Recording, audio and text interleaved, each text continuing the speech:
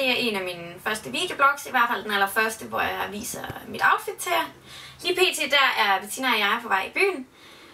Sådan helt spontant, da hun er i Jylland. Og så tænkte jeg, at det var da en mulighed for at vise jer, hvad jeg har på.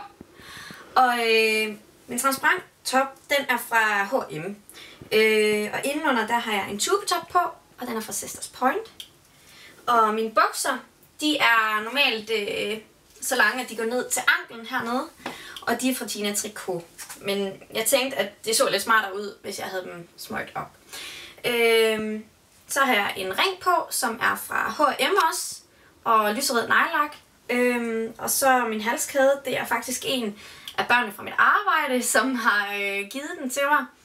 De havde sådan et eller andet projekt over i deres skole, hvor at han fandt den, og så gav han den til mig. Det var helt vildt sødt.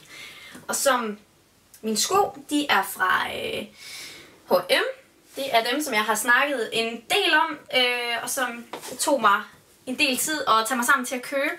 Men nu har jeg så gjort det, og jeg synes, at de passer rigtig godt sammen med halskæden, og det er egentlig også derfor, jeg har taget den på.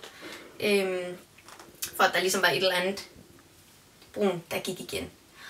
Og ellers så har jeg bare lagt cat eyes som makeup, og så bare en sart lyserød øjenskygge, og så, ja, så har jeg bare glattet mit hår. Og det var egentlig det. Så hej hej!